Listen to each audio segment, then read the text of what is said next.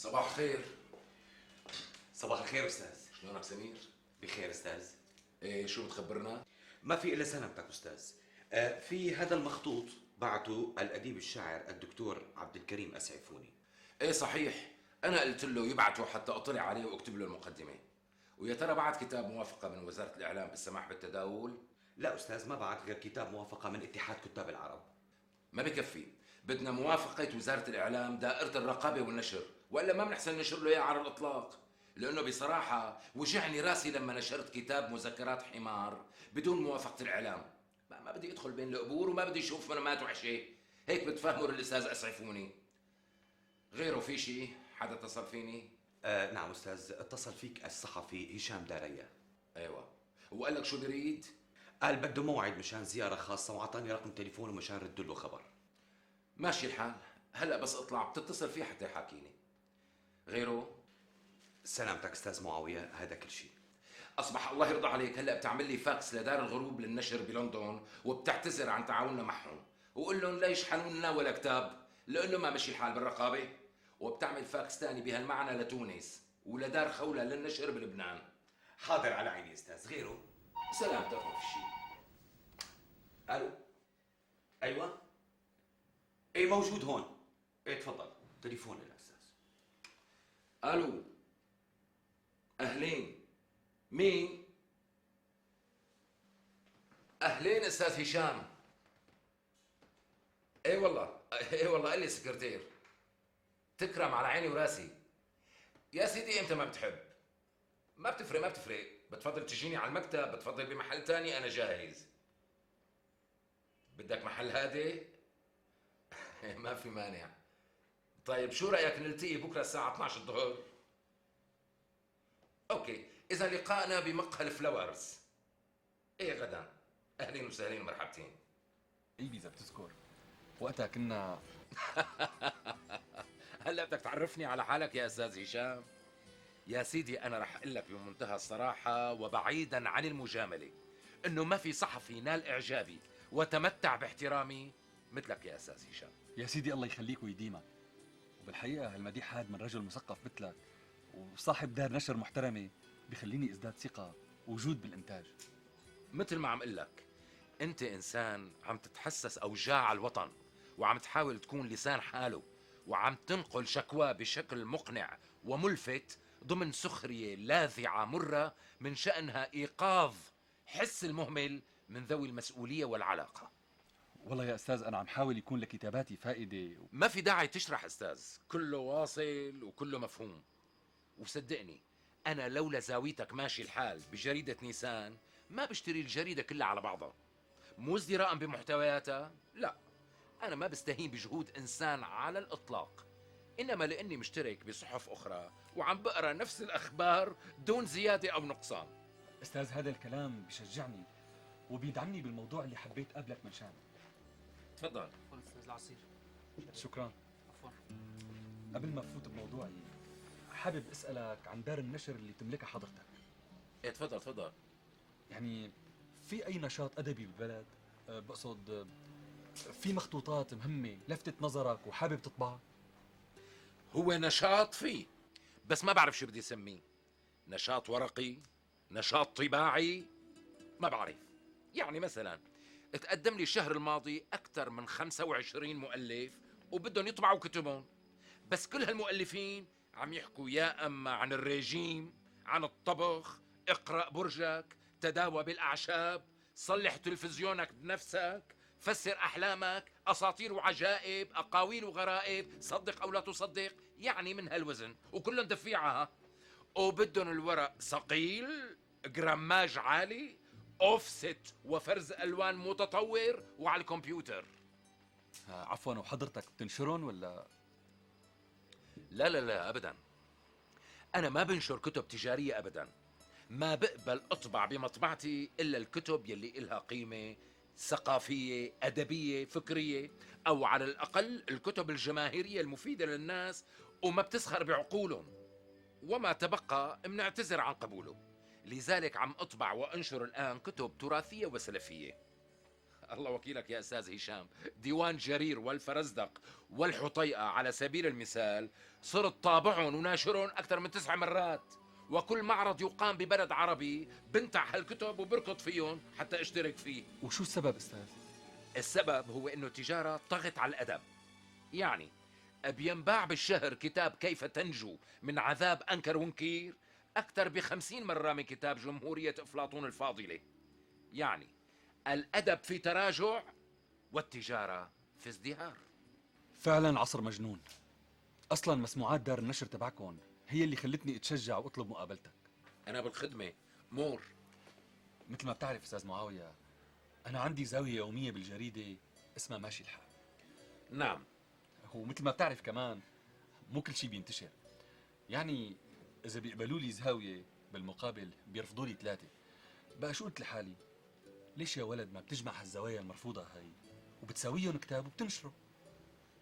والله يا أستاذ هشام الفكرة معقولة تماما. يعني ممكن تتبنوها أستاذ؟ لأنه بصراحة أنا ما عندي السيولة اللي بتمكنني من تمويل نشر هذا الكتاب وطباعته. شوف أستاذ هشام، الفكرة من حيث المبدأ مقبولة عندي، وخاصة أني بحب أسلوب تفكيرك وسخريتك. صحيح الكتاب المحصلة ما رح يكون أثر أدبي وما رح يحمل ملامح الأدب الساخر، بس كمان الاقتراب من الواقع والإغارة على التفاصيل الصغيرة الموجودة بحياتنا ومعالجتها، كمان هذا من شأنه يسعد الناس ويقربهم من الكلمة المكتوبة. أنا سعيد جدا بهذا الكلام أستاذ معاوية، هو بتمنى يجي كتابي ضمن ما سميته حضرتك كتب مفيدة للناس. وشو رح تسمي هالكتاب يا ترى؟ رح سميه غير قابل للنشر، غير صالح للنشر، ممنوع من النشر، يعني شيء من هذا القبيل. عنوان ملفت، ما في مانع أبدا. بتحب أعطيك المخطوطات حتى تطلع عليهم؟ إيه طبعا، بس إذا ما عندك مانع يا ريت تعطيني فكرة عن بعض المواضيع المطروحة. بأمرك أستاذ، بس عفوا عندك وقت حتى استرسل شوي؟ وقتي ملكك، مرتي باللاذقية مع الأولاد وصفيان عزابي. معناها في وقت منيح. أستاذي، أول قصة هي من خلال مشاهداتي الميدانية كصحفي، وصارت بإحدى مستشفيات. تفضل دكتور. شكرا أبو اسكندر. تريد شيء ثاني دكتور؟ لا لا لا، سلامتك.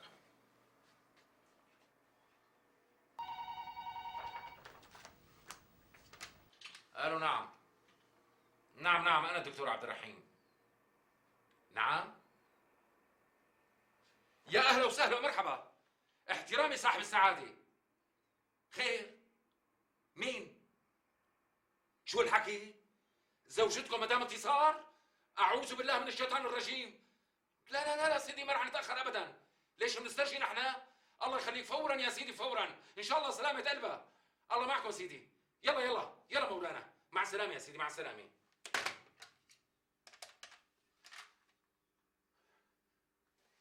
الو دكتور حسن، الله يرضى عليك، هيئ لي جناح العز للمسؤولين بسرعة.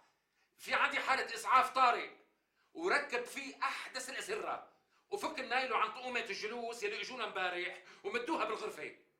لك لا لا، بس حرم صاحب السعادة مدام انتصار جاي لعنا بحالة اسعاف. بسرعة الله يرضى عليك، الله معك. مرحبا دكتور عبد الرحيم. اهلا دكتور بهاء، جيت بوقتك. خير، شو في؟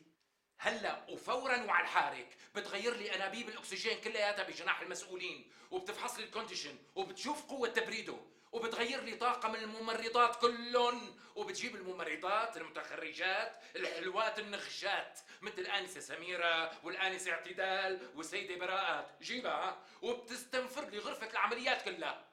بس يا دكتور غرفة العمليات مشغولة حاليا، الدكتور أنس عم بيعمل فيها عملية زايدة لواحد مريض. طالعوا فورا هو والمريض تبعه، طالعوا. دكتور وين بدنا نطالعه؟ وكيف بده يكمل له العملية؟ شو بيعرفني، ان شاء الله يكملها على الاسطوح، المهم اسحبه هو ومريضه لشي غرفه ثانيه، فهمان؟ وبتعقم لي غرفه العمليات والمطهرات، وبتغير الشراشف والمناشف والمقصات والمشارط والمباضع كلياتها، يعني ما بدي شيء مسطي، ما بدي مقص متلم او قطن له غبره او زغبره، فهمان علي شو عم بحكي؟ وبسرعه مثل ما الله خلقك، اوام. ليش استاذ؟ يعني في شيء بده؟ ولك خلصني هلا، روح من وشي ونفذ لي اللي قلت لك عليه، مدام انتصار حرم صاحب السعاده على الطريق لعنا بحاله اسعاف، اوام. طيب دكتور مثل ما بتريد. رح لساتك هون، تحرك بسرعه. مرحبا دكتور، سمعنا من الدكتور حسن انه حرم صعب اخي قبل السلام والكلام فورا بتبدل لي الممرضين والأذنة، ابتداء من البواب اللي على الباب وموظفي الكاونتر وانتهاء باللفايات والمنظفين. وبتشطفوا الكوريدورات بالديتول والاجاكس والكلوروكس وبتطلع لي البرادي وتعلقها بجناح العز للمسؤولين فقط. بس شلون؟ بأسرع من البرقعة. لك لساتك واقف عم تحلق فيني؟ طير طيران خلصني. وينك؟ لا تنسى تنظف الاسانسورات وترشهم بالعطر ملطف الجو، ها اوعك. امرك دكتور، امرك.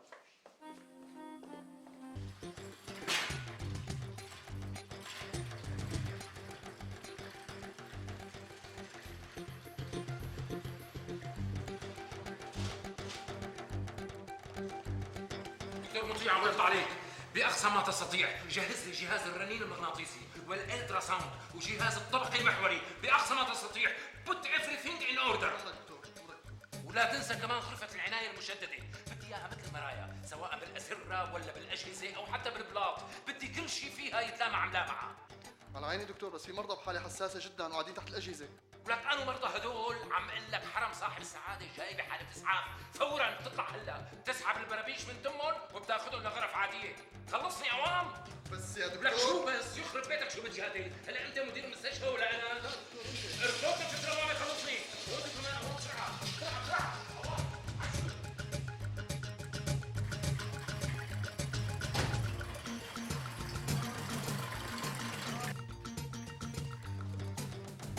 على مالك عليها. سلامتك مدام، سلامتك جرة لهون، جرة لهون، ألف سلامة.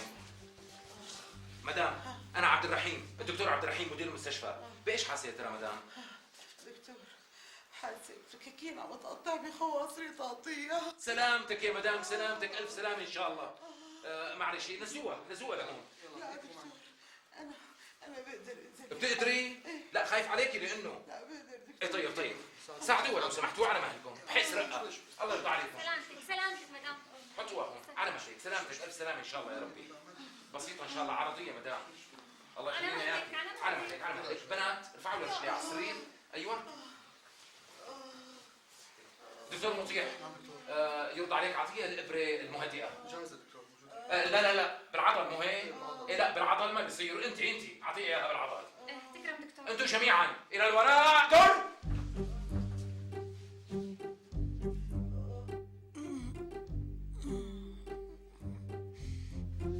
ولا يهمك مدام، دقيقه وبيزول الوجع، فيها العافيه ان شاء الله. الله يعافيك دكتور.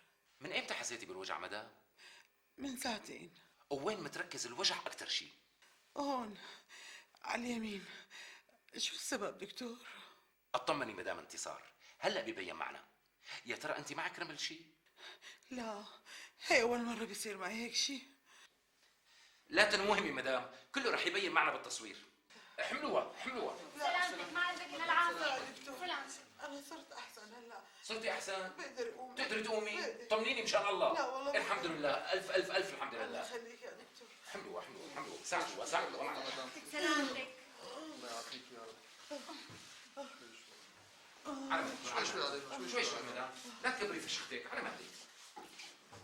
مو ولا أجهزة. معلش على مهل. شوي. غطيها.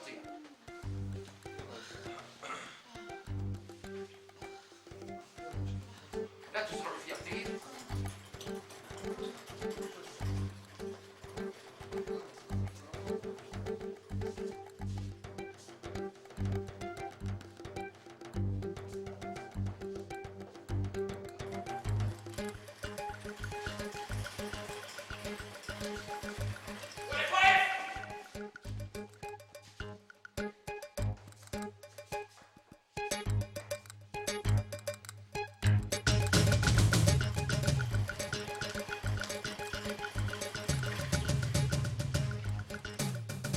مرحبا محمود، اهلين دكتور. في عندك اكبر مهدئه؟ في عندي دكتور، بس هدول تصنيع محلي. ولك فهم علي يا بني ادم، هدول اللي حرم سعادته. قل لي هيك من الاول، هلا بروح على المستودع بطالع لك الادويه الاصليه. بسرعه ها لا تطول. على عيني دكتور، لحظه وبيصلك كل شيء. شلون شايفه حالك مدام هلا؟ تحسنت شوي على الأول الحمد لله. بس دكتور حاسة هون في شيء عم بينقف في خاصرتي نقف. ايه طبعا، لانه الوجع مدام هلا هاجع بفعل الابر والمسكنات. يا دكتور مظفر، امرك دكتور. حط لها على عليك بالسيروم دوتوفينايل. امرك. وشلونه صاحب السعاده مدام؟ الحمد لله، الله يعينه ما عم يلحق شغله. ايه طبعا، قليل الهم اللي حامله، الله يحرسه ويخلي لنا يا الهي. انسنفين امرك دكتور. كبسي لها رجليها. لا لا العفو، ما في داعي. ولو هذا واجبنا مدام انتصار، ولو بصراحة قديش شفت بحياتي مستشفيات، بس مثل عنايتكم لا شفت ولا عيني رأيت. شو عم تحكي انت يا مدام انتصار؟ نحن هون روحنا في المريض. وشو طلع معي دكتور؟ هو الحقيقه طلع معك التهاب بالزايده. طيب هالشي بيروح بالمعالجة ولا بدي عملية؟ بصراحه بدك عمليه، ونحن عم ننطر الادويه تاخذ مفعولها بجسمك حتى ناخذك على غرفه العمليات فورا. الكل مستنفر هنيك وعم يستنانا. دكتور بتسمحوا لي اتصل بجوزي مشان حتى له يجي يشوفني شق علي، لانه انا لما اجتني كريزة الرمل على غفله. ولو يا مدام، ولو يا مدام، نحن كلنا بامرك وبامر صاحب السعاده. دكتور مطيع، اعطيني اللاسلكي تبعك.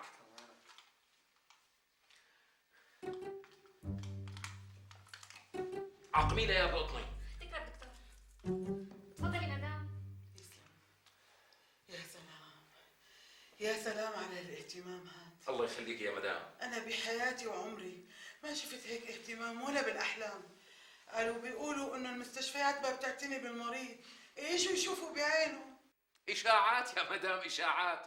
نفوس مريضه ونوايا مغرضه. على كل حال انا رح اتركك هلا كم ساعه على بين ما تصيري جاهزه للعمليه، وهالممرضات كله تحت خدمتك. بالاذن مدام، مع عفان ان شاء الله. بالاذن، خليك يا ربي. يعطيك العافيه مدام.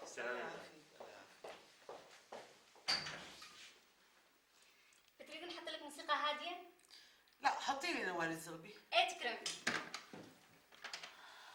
يا مهنا حط لي شريط نوال الزغبي الله يخليك. مشغول.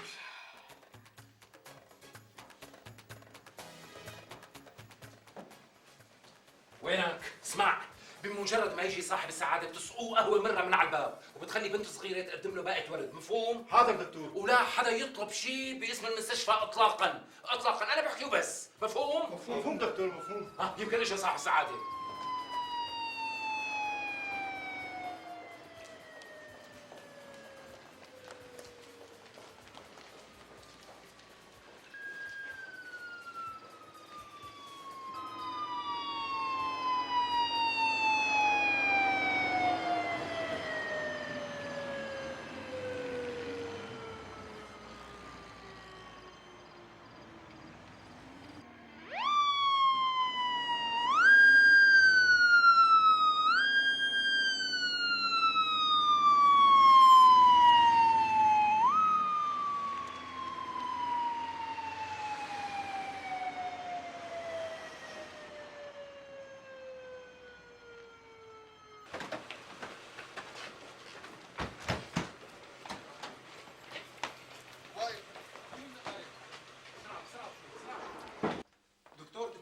حرم صاحب السعاده مدام انتصار معنا بحاله اسعاف. وصل سعادته؟ لا دكتور، حرمه يلي وصلت. مين؟ حرم سعادته؟ ايه دكتور، ليكن عم ينزلوه على النقاله. العمى العنين، لكن مين هي اللي جوا؟ فوتوها فوتوها بسرعه، بالخدمه الممتازه والعنايه الفائقه، على بين ما اشوف شو القصه جوا. حاضر اوان دكتور، بسرعه، حاضر. اوان. اسرعي هيك اشوف. خير دكتور شو في؟ شو اسم حضرتك يا مدام؟ انا اسمي انتصار. انتصار شو؟ انتصار نور الدين. شو بيشتغل جوزك؟ معلم باطون. معلم باطون؟ باطون؟ يخرب بيتك وبيت بيتك يا عبد الفتاح. مو دكتور. هذا النقاله وش حضر هالمخلوقه لبرا فورا. قيمي هالمسخره من ايدك، قيمي لها اياها. لوين مش حاضر دكتور؟ شو لوين؟ على جهنم الحمراء، على الهفا. العمى على الوقاحه، عم ندللها وعم كبس لها رجليها وهي ساكته. عجل لوين خلصني، روح رحشها باي قرنه. اذا جيتك انا بنسى لحالي. هاتي هالموبايل من ايدك.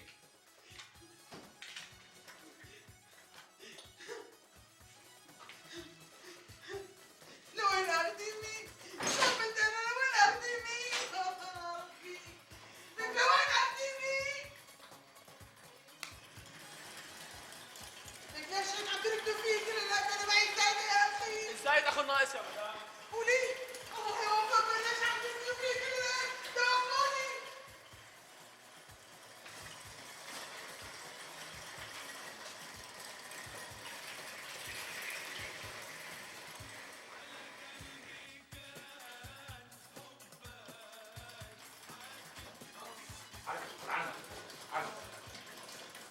سلامتك يا مدام انتصار، سلامتك، الف سلامه يا ربي، ريت الوجع على قلبي ان شاء الله. سلامة قلبك. حملوها ونقلوها لهون. لا بنزل لحالي. تنزلي لحالك؟ اكيد بتقدري؟ على مهلك على مهلك على مهلك، شايف. سلامتك، ما عندك الا العافيه ان شاء الله. دكتور مطيع. نعم دكتور. الله يرضى عليك، اعطيها الابره المهدئه فورا. هيك جاهزة دكتور؟ لا موتي. نيفين، شكرا دكتور. اعطيها الابره الله يرضى عليكي. الى الوراء، دم بالعضل لانه. فوري هالراديو دخيلكم انطوشت. مهنا اطفي لنا الراديو.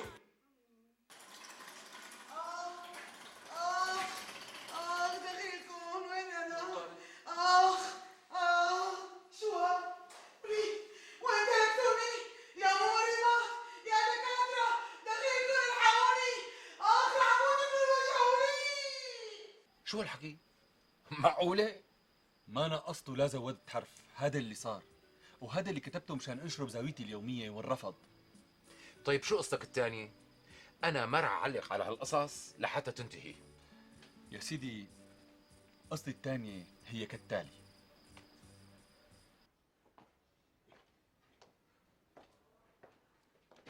يا ناس، يا عالم، يا شرطة، دخيلكم الحقوني. طول بالك يا اخ، طول بالك.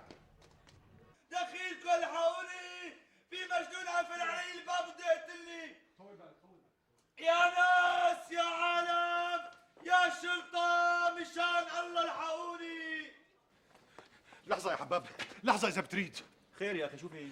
ممكن تكلف خاطرك وتيجي معي دقيقة؟ لوين يعني؟ يبدو في شخص عم يعتدي على الثاني وعم يهدده بالقتل. هون المحل، قريب بالحارة الثانية. شو هالحكي؟ مثل ما عم بقول لك، يعني لازم تنقذوه قبل ما يقتلوا المجرم. بس انا ماني علاقة بك موضوع.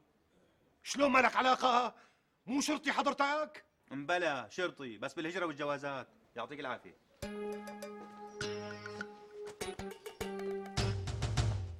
ولك يا شرطة، مشان الله انقذوني قبل ما هالمجنون يقتلني. ولك يا شرطة. جيت بوقتك. من شاء الله تيجي معي. يمكن تصير جريمة قتل بالبيت هون اللي بالحارة هي. للأسف أنا مالي علاقة. لك شلون ما لك علاقة؟ إذا شرطي وما لك علاقة، مين اللي له علاقة لكان؟ لك يا عيني أنا مش شرطة المرافقة بالوزارة، فهمت علي بقى؟ لك يا شرطة، يا حراس، ولك مشان الله اطلعوا لعندي. لك طول بالك. لك يا شرطة، المجنون بده يقتلني. ولك يا شرطة. ولك يا عمي ما حدا عم يرد علي. لا حول لك ولا يا قوة إلا شرطة، بالله. يا حراس. صادر واقف.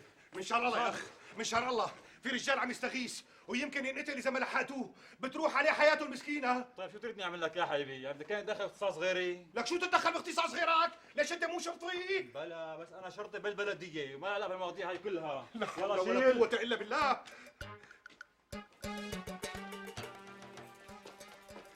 مرحبا يا أخ. أهلين وسهلين. وين بتشتغل حضرتك؟ بالشعب الثاني ليش؟ وين يعني بالشارع الثاني؟ شعبة مكافحة الجرائم ليش؟ أخ الحمد لله. ممكن تشرف معي أخي. في شخص عم يتعرض لجريمة قتل وما في حدا ينقذه. وين؟ هون بالحارة اللي جنبنا. والله إذا بهالمنطقة بدك تعذرني يا مواطن. ليش بقى؟ لأنه هاي المنطقة مو منطقتي. وين منطقتك لكان؟ أنا مسؤول عن منطقة فيلات الأستراد. السلام عليكم. لا حول ولا قوة إلا بالله العلي العظيم. لك شو هالنار هاد؟ والله تربطت ايدي. لك يا شرطة، لك مشان الله انبح صوتي. ولك يا شرطة. معقول هذا اللي عم يصير؟ من شان الله جاوبني، انت مبين عليك رجال صاحب ضمير. لا والله مو معقول، بس شو طالع بالايد؟ على كل حال انا بعرف شلون الشرطه رح تلبيك. لك شلون من شان الله؟ لانه هذا المسكين اللي عم يصرخ ومرعوب يمكن ينقتل ونحن واقفين عم نتفرج. هيك فكرة؟ ما في غير هيك. لك يا عالم، شو هالفلتان هاد؟ شو هالتسيب؟ شو هالاهمال؟ لك يا عالم شو هالفلتان هاد؟ شو هالتسيب؟ شو الاهمال؟ تفضل معنا سيد فريد. لوين بدي اتفضل؟ مو شغلك هنيك بتعرف. وين هنيك؟ بالفرع. ليش حضرتك شو بتشتغل؟ انا رجل امن. لا حول ولا قوة الا بالله. طيب الرجال اللي رح ينقتل شو مصيره؟ بيقربك شيء؟ لا حبيبي ما بيقربني منوب، بس من منطلق انساني التهفت له حبيت ساعده. هلا صاب مين يساعدك، شرف. لا وين بدك طول بالك يا عمي، لك طول بالك شو سوينا العبها؟ ليك لك مش حبينا ساعد الزلمة نحن. ولك يا شرطة يا أمن يا جنائية مشان الله الحقوني. بتعرفوا شو لازم تساووا فيه لهذا عم يجعل يسرى؟ تكتبوا له ضبط اغلاق راحه للجوار. اوام عينك.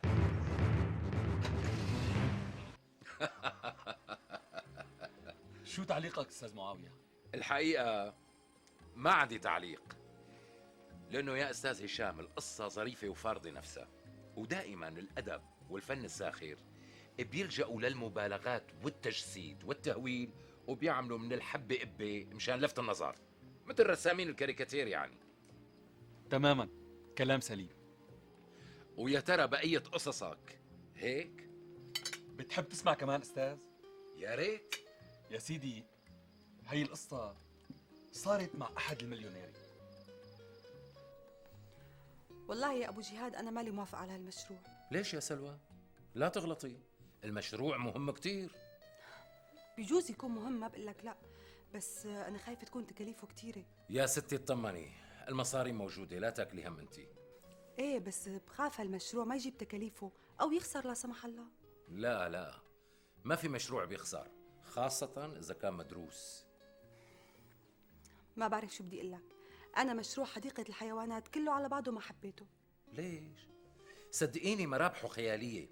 يعني أنا لما كنت بأمريكا المرة الماضية اجتمعت بالمسؤولين بحديقة ديزني لاند، استفسرت عن كل كبيرة وصغيرة، ولقيت هالمشروع إذا صار عنا بده يكسر الدنيا. خاف الدولة تسبقك وتفكر بالمشروع قبل منك. يسلموا هديات يا حبيبتي يا رولا. الله يسلمك. يسلمون. الله يسلمك.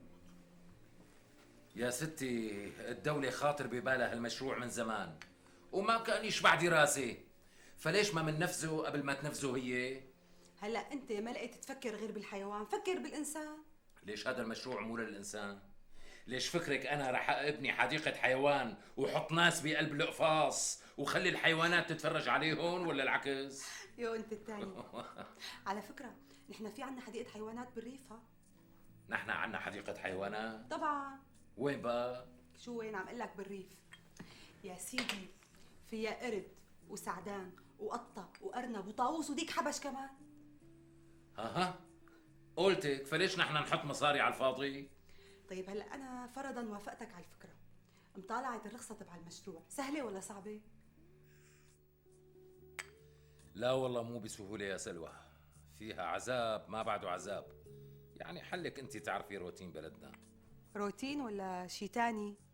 ستي من جميعه. هلا انت بتعرفه للمدير العام تبع الرخص؟ لسوء الحظ انا بعرف ناس كتير، بس هالشخص هاد بالذات ما بعرفه. يعني جديد؟ ايه جديد، وانا كنت اعرف اللي قبله. بس هداك كان راسه ناشف كتير. وهاد كمان سمعت انه راسه انشف من هداك ب1000 مرة. شو عرفك؟ لاني بصراحة قدمت رخصة للمشروع بدون ما اقلك ورفضها. شلون هيك ما بتقلي؟ قلت لحالي خليني احط الرخصة بجيبتي، بعدين يا بنفذ المشروع يا اما بلغي. يعني اجتمعت بالمدير العام؟ لا، بعت الرخصة بالبريد. وشو اسمه المدير؟ اسمه هاني عبد الحق. لا، وكل واحد عامل لي حاله شريف من اشراف مكة. طيب اذا رفض لك المشروع مرة تانية شو رح تساوي؟ لا تخافي علي، ما رح خليه يرفضه. يعني بدك تعطيه مصاري؟ ما بعرف يا سلوى، لانه سمعت انه هالزلمه يا اما كرشه كبير يا اما انه ادمي فعلا، لانه عم يقلع الناس من عنده تقليع وما عم يوافق لحدا على اي مشروع. طيب ليكون هيك التعليمات؟ ما في تعليمات ولا بطيخ مسمير، بس هذا الزلمه ما بيقبض الا بالكبيره، اما المبالغ السخيفه فما بتعبي راسه منوب. هيك سمعت، انا لسه ما شفته. شلون بدك تشوفه؟ اخذت منه موعد بكره. طيب كيف بدك تفتحه بالموضوع اذا رفض لك المشروع؟ موضوع شو؟ ليكون قصدك موضوع الإكرامية؟ ايه ما بعرف، محتار يا سلوى، لأنه الإكرامية صار موضة ما شاء الله كان. لا والنهفة إني ما بعرف مين مفتاحه حتى خليه يدبره. طيب شو الطريقة لحتى تعرف مين مفتاحه؟ ما رح استنى، رح أروح لعنده هيك دجني دجتك العافية وأنا وحظي. معناها في شي ببالك اجوزي وبعرفك.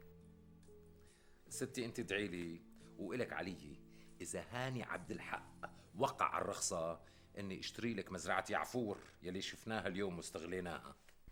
عم تحكي جد؟ ولك طلباتك عندي اوامر.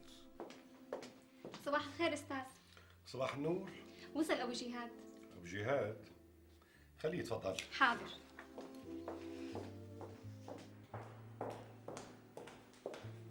تفضل استاذ. شكرا يا انسي.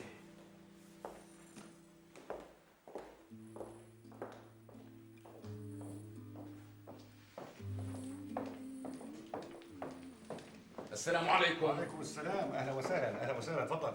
شكرا استاذ. يا اهلين وسهلين. شلون الصحة؟ ان شاء الله مرتاحين. نشكر الله دائما وابدا. هو صحيح ما صدف اني التقيت بحضرتكم، بس مسموعاتكم العطره هي اللي دفعتني لزيارتكم. يا اهلا وسهلا ومرحبا. الله يخليك. شرفت. شلون بتحب قهوتك؟ وسط لو سمحتي. قهوة وسط يا انسي. حاضر استاذ. هو الحقيقة أنا كمان سمعت عن نشاطاتك ومشاريعك الاقتصادية الهامة يلي من شأنها تخدم البلد. الحمد لله يا سيدي، ولحسن الحظ إنه طلبي هالمرة عندك وبتمنى منك إنك تلبيه. ما بنقصر إن شاء الله، على عيني. نحن بدنا خدمة يا أبو جهاد. هذا يا سيدي من مدة قريبة طلع من دائرتكم الفنية أمر بعدم الموافقة على مشروع حديقة الحيوان بوبي لاند يلي ناوي ابنيها بهالبلد. وبصراحة أنا يعني استغربت هالرفض، مع أنه المشروع مستكمل لجميع المواصفات الفنية والتقنية وبيشمل قانون الاستثمار رقم 10 واللقمة وصلت للتم. بيجوز، بس ما بتشوف معي إنه هاللقمة كبيرة شوي، لأنه معلومك اللقم الكبيرة بتعمل عسر هضم إذا انبلعت. يعني الشغلة مو سهلة مثل مالك متصور. البركة فيك هاني بيك، يعني الشغلة بإيدك وبتوقيع صغير من جنابك بيمشي الحال. اسمح لي اقول لك يا ابو جهاد انك غريب الاطوار. انا غريب الاطوار؟ ليش هاني بيك؟ يعني كل مشاريعك فيها جرأة وتجاوز وطموح. إيه طبعا، لانه رجل اعمال وجبان ما بيصير، والمشاريع الكبيرة بدها قلب قوي والباقي على الله. طيب شو اللي خطر ببالك تبني حديقة حيوان؟ سؤال وجيه هاني بيك، وهالسؤال له عندي قصة. هات لشوف، شو هي؟ الحقيقة أنا حبيت ابني حديقة حيوان وفاء مني لكلب الله يعزك، وناوي سميها بوبي لاند. ما فهمت عليك. وفاء منك لشو؟ لكلب الله يعزك. لأنه الحقيقة كان عندي كلب بالفيلا تبعي مشان أغراض الحراسة ومات، وأنا حبيت ابني له حديقة حيوان وفاء مني لشخصه وخدماته. ما قلت لك انك انت غريب الاطوار يا ابو جهاد؟ لك حدا بيبني حديقة حيوان بمئات الملايين وفاء لكلب؟ قل لي يا ابو جهاد، هلا انت عم تمزح ولا عم تحكي جد؟ صدقني ما عم بمزح هاني بيك، بس انت لو تعرف شو مزايا هالكلب كنت عذرتني وعطيتني الرخصة فورا. وشو مزايا هالكلب بقى؟ ها اولا كان شجاع جدا وقلبه قوي، حتى انه مرة صار عندي حريقة وعلق القط الصغير جوات الغرفة، فما كان من الكلب الا انه اقتحم النار ومسك القط من رقبته بسنانه وانقذه. هيك لكان. وشو كمان؟ النقطة الثانية المهمة بأخلاقه هي الوفاء. يعني مرة مرضت مرضى تقيلة تماما، فالمسكين قعد قدامي ليل نهار وهو عم يخدمني ويعطيني حبوبي وأدويتي بمواعيدهم. مرتي يلي هي مرتي ملت مني ومن ضعفي، بس هالكلب ما مل وما صدق امتى طبت. هلا معقولة كلب يعمل ممرض؟ الله يخليك يا ابو جهاد. مثل ما عم قلك. وفوق هالشي كان أمين جدا. اسمع هالقصة هاني بيك.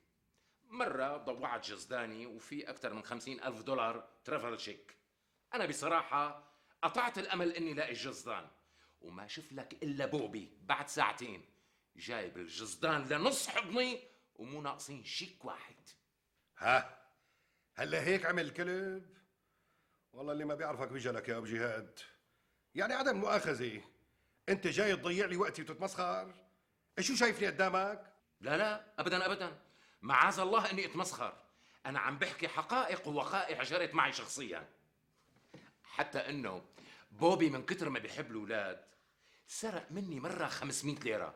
فقلت لحالي منين متعلم هالسرقه ابن الكلب؟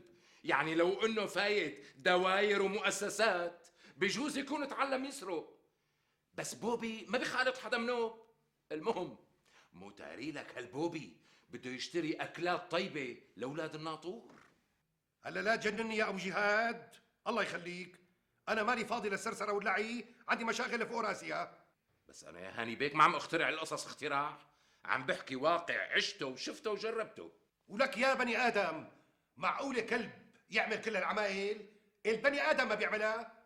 لا ومو بس هيك هاني بيك، في شي تاني؟ ايه نعم يا سيدي. بوبي قبل ما يموت سلمني وصيته.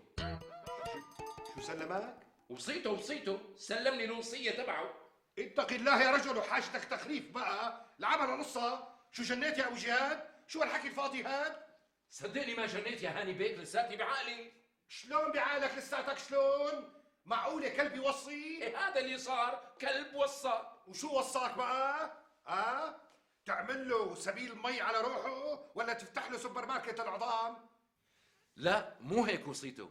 وصاني بوبي اني ابني حديقة حيوان حتى يزوروها الاطفال ويتذكروه، لانه هو كان معشراني كتير، يعني صديق حميم للاطفال. ها وبدك ياني بجلالة قدري وارتفاع مركزي اعمل بوصية كلب واعطيك الموافقة على رخصة البناء؟ شو هالكلام اللي ما بيسمع يا ابو جهاد؟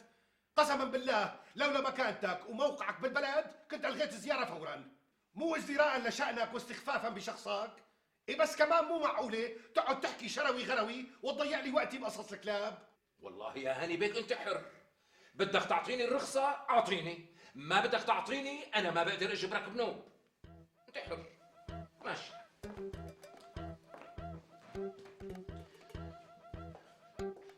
على كل حال من جملة ما وصى بوبي وصالك بالشيك قيمته 200,000 دولار، بس انت حر يا اخي.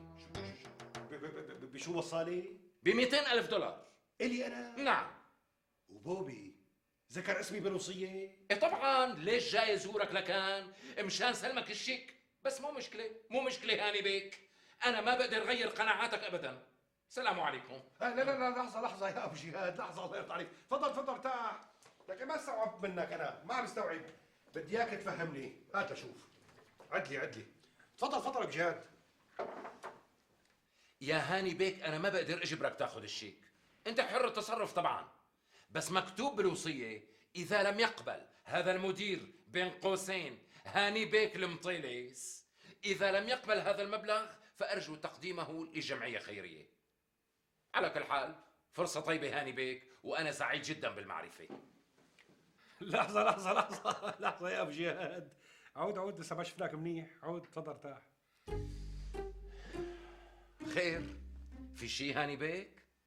لا هو بس بصراحة أنا عم فكر إنه الوصية لازم تحترم ولازم تنفذ حتى تطمئن روح صاحبها. شو قصدك هاني بيك؟ يعني أنا مضطر غصبا عني واحتراما لآداب الوصايا إني أقبل، ما في كلام. وأنا هيك عم أقول. اتفضل يا سيدي، وهالشيك. شكرا يا أبو جهاد. أنا ما دخلني، ما أنا إلا واسطة بينك وبين بوبي. يعني إذا كان بتجوز الرحمة عليك يا سيد بوبي وغفرانك يا ربي، فرحمة الله على سائر ما خلق. معاملتك عندي يا أبو جهاد.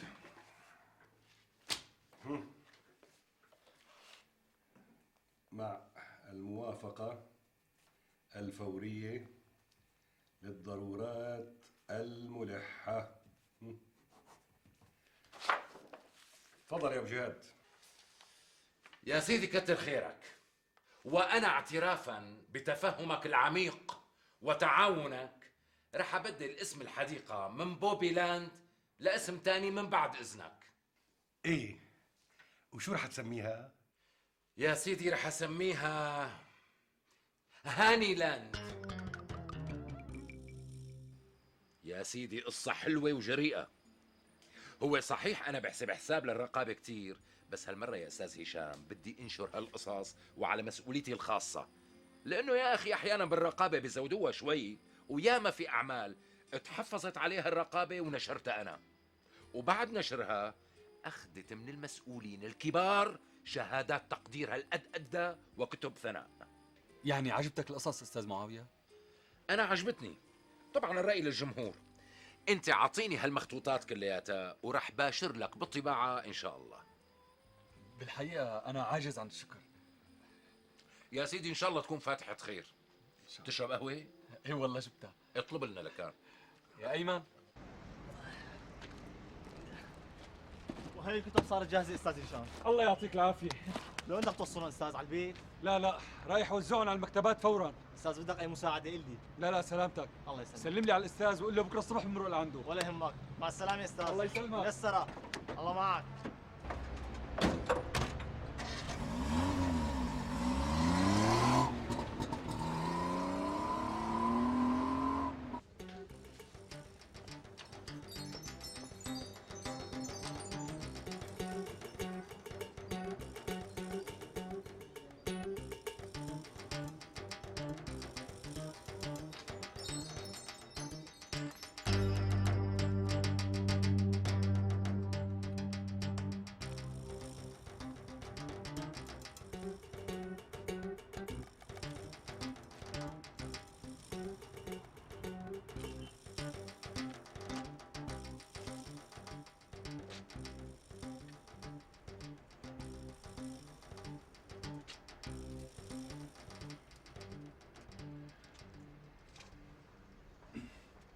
الو، مرحبا استاذ معاوية.